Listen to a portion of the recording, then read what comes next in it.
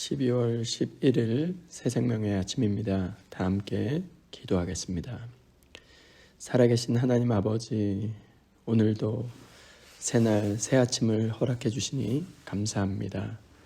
이 새벽 사람 앞이 아니라 하나님 말씀 앞에 서게 하여 주옵시고, 세상의 소리보다 주님의 음성을 더 크게 들려 주옵소서. 우리의 마음을 겸손히 열어 주옵시고, 말씀이 우리를 다스리게 하는 복된 하루가 되게 하여 주옵소서. 감사없고 살아계신 예수 그리스도의 이름으로 기도하옵나이다. 아멘. 오늘 우리에게 주시는 하나님의 말씀은 예레미야 47장 1절로 7절 말씀입니다. 바로가 가사를 치기 전에 블레셋 사람에게 대하여 선지자 예레미야에게 임한 여호와의 말씀이라. 여호와께서 이와 같이 말씀하시되, 보라, 물이 북쪽에서 일어나 물결치는 시내를 이루어 그 땅과 그 중에 있는 모든 것과 그 성읍과 거기에 사는 자들을 휩쓸리니 사람들이 부르짖으며 그 땅 모든 주민이 울부짖으리라. 군마의 발굽소리와 달리는 병거 바퀴가 진동하는 소리 때문에 아버지의 손맥이 풀려서 자기의 자녀를 돌보지 못하리니, 이는 블레셋 사람을 유린하시며 두로와 시돈에 남아있는 바 도와줄 자를 다 끊어 버리시는 날이 올 것임이라. 여호와께서 갑돌 섬에 있는 블레셋 사람을 유린하시리라. 가사는 대머리가 되었고 아스글론과 그들에게 남아있는 평지가 잠잠하게 되었나니, 내가 내 몸 베기를 어느 때까지 하겠느냐. 오호라, 여호와의 칼이여, 내가 언제까지 쉬지 않겠느냐. 내 칼집에 들어가서 가만히 쉴지어다. 여호와께서 이를 명령하셨은즉 어떻게 잠잠하며 쉬겠느냐. 아스글론과 해변을 치려하여 그가 정하셨느니라 하니라. 아멘. 저는 오늘 이 본문으로 하나님의 말씀 앞에 서라는 제목으로 하나님 말씀 나누도록 하겠습니다. 아침 저녁으로 쌀쌀해서 건강에 유의하셨으면 좋겠습니다.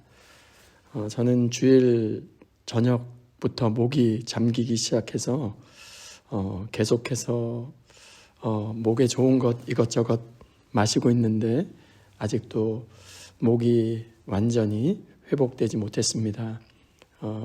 목이 잘 회복되어서 주일 사역 잘 감당할 수 있도록 함께 기도해 주셨으면 좋겠습니다. 블레셋은 한때 이스라엘에게 가장 무서운 원수였습니다.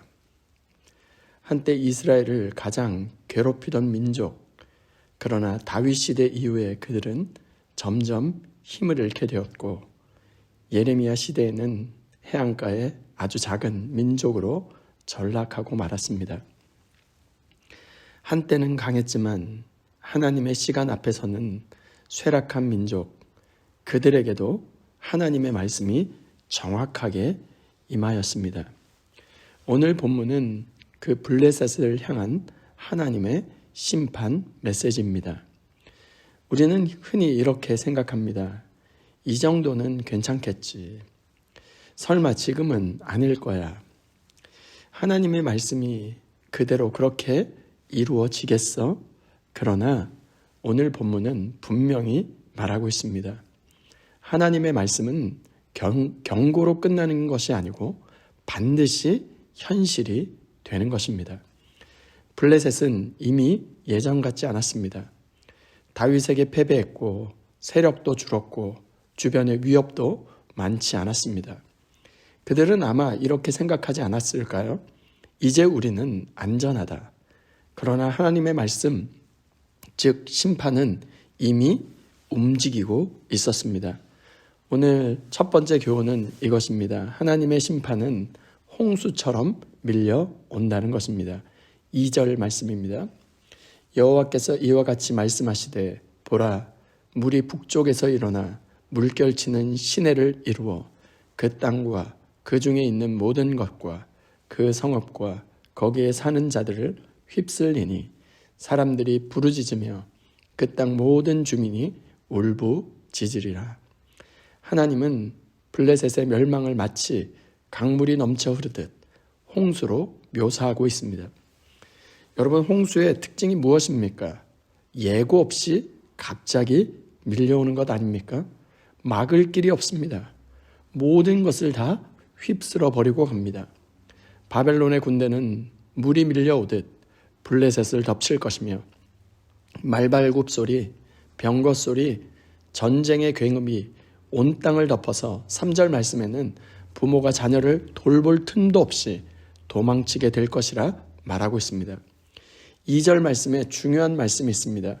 그 물이 그 중에 있는 모든 것과 성읍과 거기에 사는 자를 휩쓸리니. 블레셋이 무너지는 이유는 군사력이 약했기 때문이 아닙니다.